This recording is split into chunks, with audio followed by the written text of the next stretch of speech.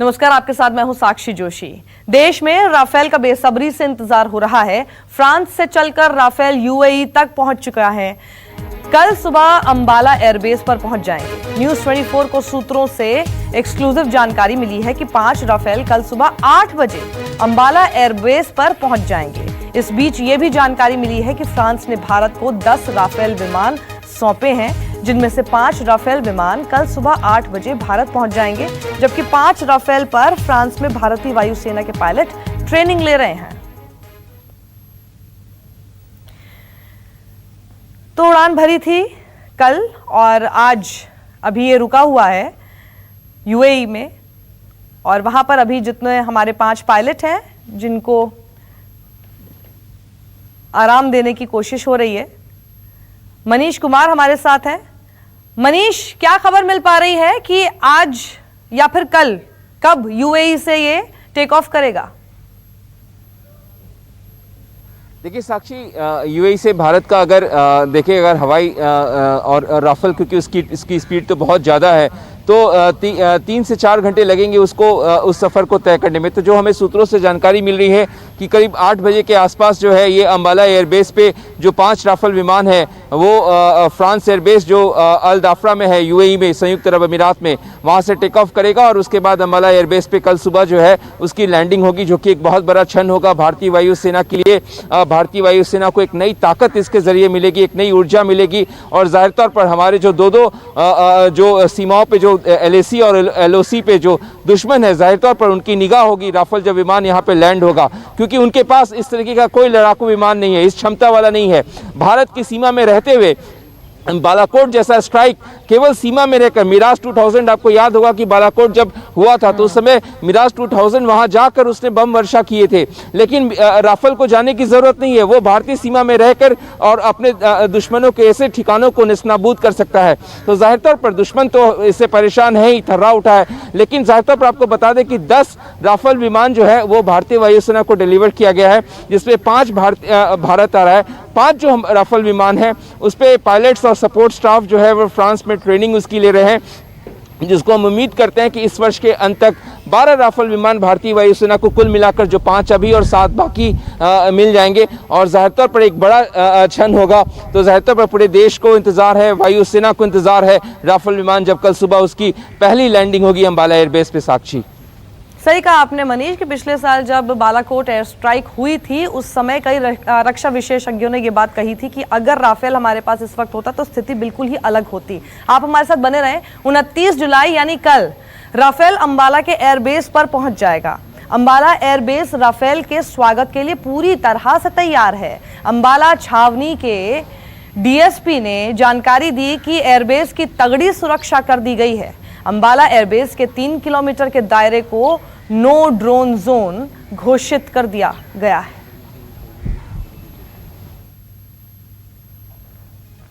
तो देखिए, अब पूरी तैयारियां इस वक्त अंबाला के एयरबेस पर हो रही है, क्योंकि किसी भी वक्त उड़ान यूएई के एयरपोर्ट से भर सकता है, और जब अंबाला लैंड करेंगे ये सभी विमान, जो कि खबर हमें मिल रही है कि कल सुबह 8 बजे तक अंबाला के इस एयरबेस पर लैंड हो सकते हैं, और जब लैंड होंगे तो उसके बाद फिर इंडियन एयरफोर्स में उन्हें शामिल भी किया जाएगा। तो अब पूरी तैयारियां इस वक्त अंबाला में चल रही हैं। से ही प्रशासन की तरफ से चिट्ठियाँ जारी हैं कि पक्षियों को दाना नहीं डालना है, no fly zone, no drone zone area है। कोई उसकी वायलेशन करेगा तो उसके खिलाफ अभियोग भी अंकित होगा। नो जो सिक्योरिटी जोन है उसमें ना तो ड्रोन को उड़ना अलाउड है, ना उड़ाना अलाउड है, ना फोटोग्राफी अलाउड है। ये आर्मी और एयरफोर्स दोनों की तरफ से पहले भी चिट्ठियाँ जारी हैं और डिस्ट्रिक्ट प्रशासन की तरफ से भी है। और जहाँ तक राफेल के संबंध में है, ये अंबाला का सौभाग्य है, इतनी बड़ी यहाँ स्क्वाड्रन बनी है और सिक्योरिटी के पॉइंट ऑफ व्यू से पुलिस उसके लिए तैयार है। हमारे ब्यूरो चीफ विशाल एंग्रीश हमारे साथ जुड़ गए हैं। विशाल, ये बहुत इंटरेस्टिंग डिटेल्स हैं, क्या क्या चीजें अलाउड नहीं है वहां पर होना? साक्षी, देखिए, नो ड्रोन जोन बना दिया गया है, जो 3 किलोमीटर का एरिया होगा जहां पर राफेल ने उतरना है, और वो सुनहरी पल कल सुबह देशवासियों को मिलेगा भी, और देखेंगे कि किस तरह से जो जहाज हैं उतरते हैं और उनका वार्म वेलकम भी होता है, चाहे वो हरियाणा सरकार के मंत्रियों अनिल विज उनके द्वारा भी कहा गया है कि जो उनके वेलकम के लिए जो तैयारियां हैं जिला प्रशासन ने भी पूरी कर ली हैं, अंबाला के लोगों ने भी पूरी कर ली हैं, क्योंकि उनका कहना था कि अंबाला के लोगों का सौभाग्य है कि कई वर्षों के बाद जो सुनहरी पल आने वाला था वो अब कुछ ही घंटे उसके लिए रह गए हैं और भारत की धरती को चूमेंगे राफेल। और उसके बाद चाहे वो बालाकोट हो चाहे तिब्बत हो, कुछ ही पलों में ये एयर स्ट्राइक भी कर सकते हैं और कुछ ही पलों में ये पहुंच भी सकते हैं, क्योंकि अंबाला काफी जो सेंटर है, काफी बड़ा सेंटर कहा जाता है और एयर स्ट्राइक के लिए काफी कारगर भी है और इसीलिए अंबाला का चयन भी किया गया है।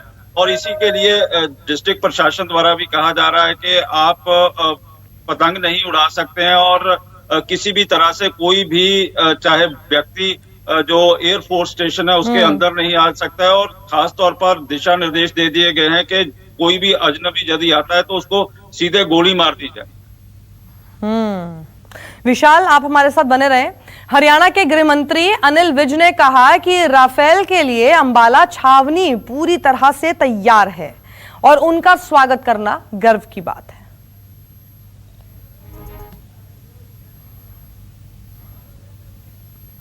तो राफेल का स्वागत करना गर्व की बात है, अनिल विज ने यह कहा। राफेल के अंबाला में आने का इंतजार कर रहा है। अंबाला के लिए ये बहुत गर्व की बात है कि इतना शक्तिशाली जहाज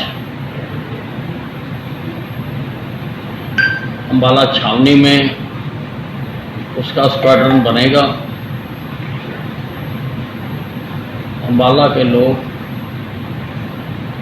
बेताबी से इसके आने का इंतजार कर। तो बेताबी से लोग राफेल के आने का इंतजार कर रहे हैं, बिल्कुल सही बात है। एक तस्वीर देखिए आप, यूएई से उड़ान भरेगा राफेल और अंबाला में उसका स्वागत होगा। कल सुबह 8 बजे बताया जा रहा है कि अंबाला में लैंड करेगा और उसके बाद एक हफ्ते के अंदर माना जा रहा है कि लद्दाख में तैनाती कर दी जाएगी इन 5 राफेल की।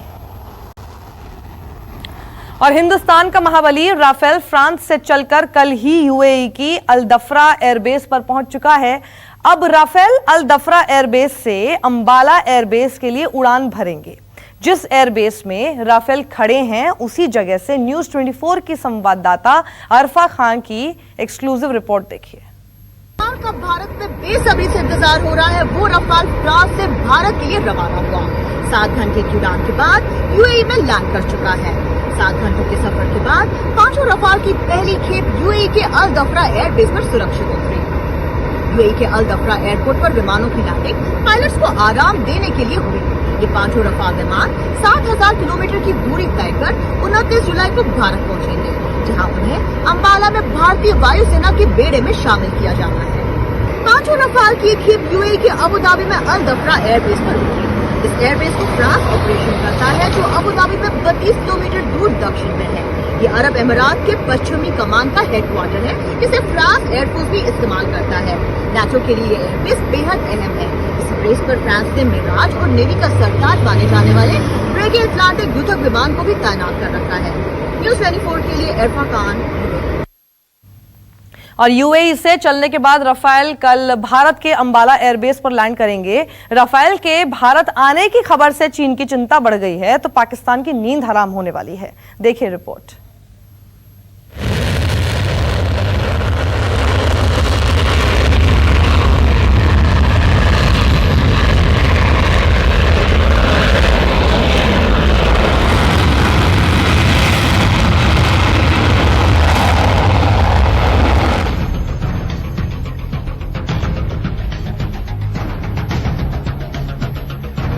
आसमान में उड़ते इन योद्धाओं ने दुश्मन देशों की नींद उड़ा दी है।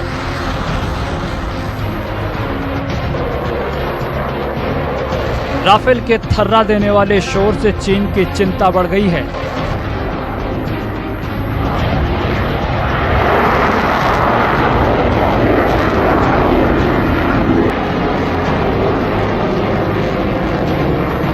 भारत के खिलाफ जहर उगलने वाले पाकिस्तान के पसीने छूट रहे हैं, क्योंकि अब राफेल बस हिंदुस्तान पहुंचने ही वाला है। फ्रांस से भारत के लिए कूच कर चुके राफेल की पहली खेप यूएई में लैंड कर चुकी है।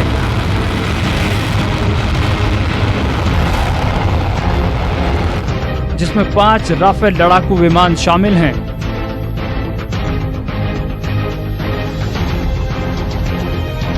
का भारत में बेसब्री से इंतजार हो रहा है, वो रफाल फ्रांस से भारत के लिए रवाना हुआ। 7 घंटे की उड़ान के बाद यूएई में लैंड कर चुका है।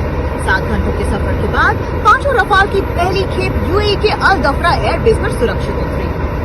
यूएई के अल दफरा एयरपोर्ट पर विमानों की लैंडिंग पायलट्स को आराम देने के लिए हुई। ये 5 रफाल विमान 7000 किलोमीटर की दूरी तय कर 29 जुलाई को भारत पहुंचेंगे, जहां उन्हें अंबाला में भारतीय वायुसेना के बेड़े में शामिल किया जाना है। राफेल विमान की पहली खेप फ्रांस के मैरिज़नक से उड़कर भारत आ रही है। भारतीय वायुसेना ने राफेल की खुशामदीद के लिए पूरी योजना तैयार की हुई है, क्योंकि रास्ते में ये फाइटर जेट कई देशों की सीमाओं से होकर भारत पहुंच रहे हैं।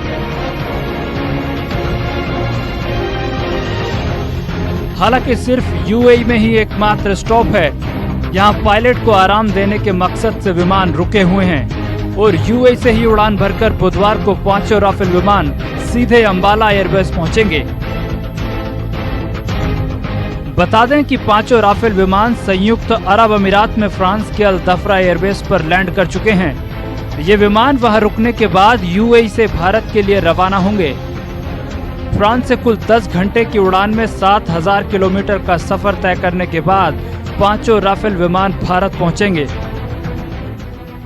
चीन के साथ जारी सीमा विवाद के बीच राफेल विमान का भारत पहुंचना काफी अहम माना जा रहा है। बता दें कि भारत ने करीब 58,000 करोड़ रुपए में 36 राफेल लड़ाकू विमान खरीदने के लिए सितंबर 2016 में फ्रांस के साथ एक अंतर सरकारी समझौते पर हस्ताक्षर किए थे। इसी समझौते के तहत फ्रांस से 5 राफेल विमानों की पहली खेप भारत आ रही है। इन मल्टी रोल फाइटर जेट्स के शामिल होने से भारतीय वायुसेना की ताकत कई गुना बढ़ जाएगी, जिससे भारत पर नापाक नजर रखने वाले दुश्मन देश किसी गुस्ताखी की हिमाकत करने से पहले 100 बार सोचेंगे।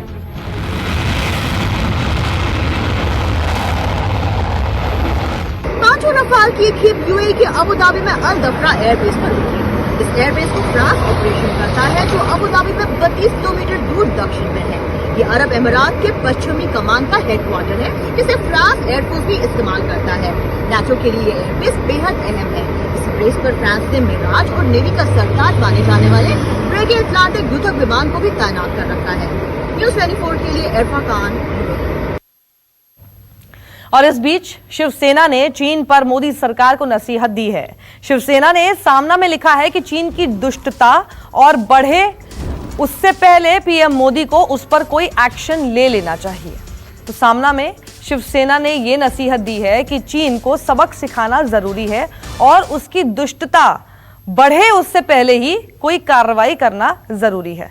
तो सामना में क्या लिखा है देखिए। चीन की टेढ़ी नजर में दुष्टता साफ नजर आती है, लेकिन अब उसकी टेढ़ी नजरें निकाल कर उसके हाथ में देने का शौर्य दिखाना चाहिए। बीमारी बढ़ रही है, इसके पहले कि ये बीमारी और बढ़ जाए, प्रधानमंत्री को चाहिए कि उसका ऑपरेशन कर दे। करगिल विजय दिवस के साथ गलवान और पैंगोंग विजय दिवस भी मना लेने दो। करगिल विजय दिवस का यही संदेश है।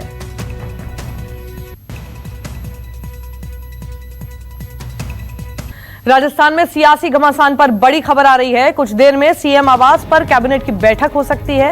राज्यपाल के पूछे गए 3 सवालों पर चर्चा होगी।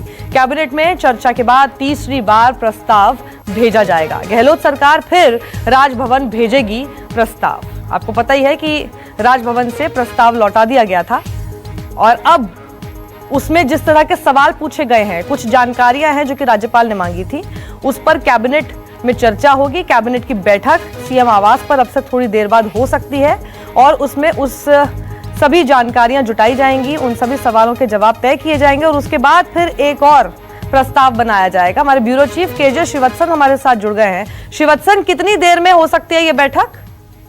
जी देखिए, कैबिनेट की बैठक का वक्त जो था 10 बजे का था, लेकिन इसमें शायद आधे घंटे की और देरी हो सकती है, क्योंकि कई सारे मंत्री हैं होटल में हैं, उन्हें वहां से होटल से यहाँ पर मुख्यमंत्री के घर आना है, क्योंकि होटल में कैबिनेट की बैठक हो नहीं सकती। तो ऐसे में आधे घंटे का और वक्त कहा जा रहा है कि इसमें लग सकता है। और इसमें राज्यपाल द्वारा जो दूसरे प्रस्ताव को भी वापस लौटाते हुए 3 सवाल पूछे गए हैं, उन सवालों पर यहाँ पर चर्चा होगी और उसके बाद उनका जवाब भेजा जाएगा, क्योंकि राज्यपाल पहले दिन से ही जानना चाहते हैं कि किस दिन का वक्त क्यों नहीं होना चाहिए, क्या वर्चुअल कॉन्फ्रेंस नहीं की जा सकती विधानसभा के स्पेशल सत्र की, और क्या सरकार अविश्वास प्रस्ताव लाने के लिए यानी विश्वास मत हासिल करने के लिए भी इस विधानसभा सत्र के दौरान कोशिश करेगी। तो इस तरह के जो सवाल हैं उसका जवाब अब यहाँ पर चर्चा के बाद वापस राज्यपाल को भेजा जाएगा और देखना यही होगा कि किस तरह के जवाब होते हैं। क्या सरकार इस बार वोट ऑफ कॉन्फिडेंस लाने की यहाँ पर बात कहती है या नहीं? जी श्रीवत्सन, शुक्रिया इस जानकारी के लिए आपका। और अमेरिका के राष्ट्रपति डोनाल्ड ट्रंप को लेकर बड़ा ऐलान किया गया है। ट्रंप ने कहा है कि मॉडर्ना वैक्सीन का ट्रायल आखिरी फेज में है और रिकॉर्ड समय में इसके ट्रायल पूरे किए गए हैं। दरअसल अमेरिकी कंपनी मॉडर्ना वैक्सीन लाने के बेहद करीब है। मॉडर्ना की वैक्सीन का फाइनल स्टेज ट्रायल शुरू हो गया है। अमेरिकी वैज्ञानिकों ने बायोटेक्नोलॉजी कंपनी मॉडर्ना द्वारा विकसित संभावित कोविड-19 वैक्सीन के तीसरे चरण का ट्रायल शुरू कर दिया है।